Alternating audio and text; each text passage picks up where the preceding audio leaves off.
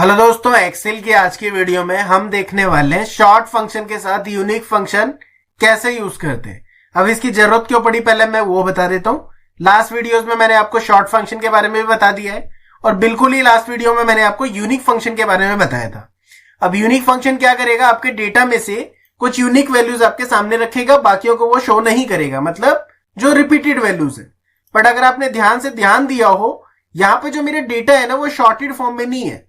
अगर आपसे कोई डिमांड करे कि आपका जो डेटा है, जो आपने क्या किया, यूनिक डेटा फैच किया है, उसे आप एक शॉर्टेड फॉर्म में करो, तो आप क्या करोगे, शॉर्ट अप्लाई करोगे इस पे कॉलम पे और वो आपका डेटा हो जाएगा शॉर्ट।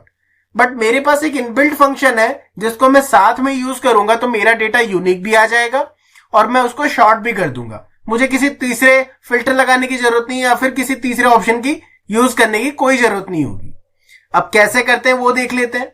उसके लिए यूज करना पड़ेगा सबसे पहले शॉर्टिंग। उसके अंदर हम क्या यूज करेंगे, यूनिक का फंक्शन। तो इक्वल टू शॉर्ट मैंने लिखा, टैब प्रेस किया, और शॉर्ट तो मेरे को बताने की जरूरत नहीं है क्या करेगा, असेंडिंग टू डिसेंडिंग या फिर ए टू जेड या फिर जेड टू ए, इसे हम कहते हैं शॉर्टिंग। अगर आपने वो वीडियो नहीं देखी तो आप वो वीडियो देखो, फिर ये वीडियो आप देखोगे तो समझ आ जाएगा। तो शॉर्टिंग सबसे पहले एरे मांगेगा।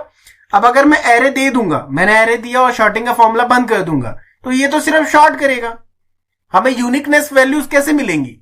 अब हमें क्या करना है, यहाँ पे एरे नहीं देना, अब इसके अंदर क्या लिखना है, यूनिक का फंक्शन। मतलब वो एरे की जगह क्या लिखूंगा मैं, यूनिक का फंक्शन। ओके, यहाँ पे दूसरा फंक्शन सिलेक्ट हो गया, मैं दोबारा लिखता हूं यूनिक और यूनिक का फंक्शन सिलेक्ट किया। अब यहां पे मैं क्या दूंगा, वैल्यूज दूंगा। मतलब यूनिक भी तो एक एरे मांगता है, तो मैंने यूनिक के अंदर डाल दिया वैल्यू, ब्रैकेट किया क्लोज। सबसे पहले क्या चलेगा, यूनिक का फंक्शन चलेगा और जो डेटा वो यूनिक फंक्शन देगा उसे वो क्या करेगा, शॉर्ट फंक्शन शॉर्टिंग कर देगा। जैसे मैंने एंटर प्रेस किया, डेटा आपके सामने है। अगर आप ध्यान से देखोगे क्या हुआ, क्या कोई फायदा हुआ इसका। अगर ये शॉर्ट अच्छे से करता तो अमित तो पहले आना चाहिए क्योंकि ए से स्टार्ट हो रहा है। क्योंकि मैंने आपको बताया कि शॉर्टिंग में अगर आप नहीं बताओगे तो बाय डिफॉल्ट वो क्या करेगा, असेंडिंग शॉर्ट करता है, मतलब ए टू जेड करेगा या फिर स्मॉल से लार्ज तक जाएगा। बट यहाँ पे तो शॉर्टिंग नहीं हो रही मेरे ख्याल से। बट अगर एक और बार आप देखोगे शॉर्टिंग यहाँ पे हो रही है। मैंने आपको ये भी बताया था, शॉर्ट को अगर आप नहीं बताओगे, इंडेक्स नंबर नहीं दोगे शॉर्ट इंडेक्स, तो वो क्या करेगा, बाय डिफॉल्ट फर्स्ट कॉलम के बेसिस पे वो शॉर्ट करेगा, जो कि वो कर रहा है। पहले 100, 103, 104, 107 स्मॉल नंबर से लार्ज नंबर तक इसने शॉर्ट किया। बट मुझे किसके बेसिस पे शॉर्ट करना था, मुझे नेम के बेसिस पे शॉर्ट करना है। उसके लिए क्या करना होगा, उसके लिए मुझे एक नंबर देना होगा। कौन सा नंबर, शॉर्ट इंडेक्स नंबर। तो मैंने उसे बताया 2 का मतलब आप सेकंड कॉलम के बेस पे करो शॉर्टिंग और यूनिकनेस। ओके, तो यूनिक वैल्यू तो पहले ही फाइंड आउट हो गई, इस बार शॉर्ट भी कैसे हो गया, सेकंड कॉलम के बेस पे।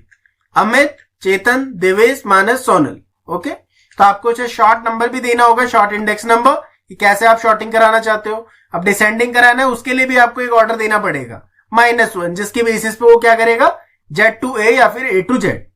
तो कई बार आपको अगर यूनिक भी फाइंड आउट करना हो और उसे शॉर्टिंग भी करनी हो, तो हमारे पास इनबिल्ट फंक्शन है, तो हम उसका यूज करेंगे, जिसको हमने साथ में करके देख लिया, शॉर्ट के साथ यूनिक। ओके, तो आज की वीडियो में बस इतना ही। नेक्स्ट वीडियो में देखेंगे किसी और टॉपिक के बारे में। तब तक के लिए थैंक्स फॉर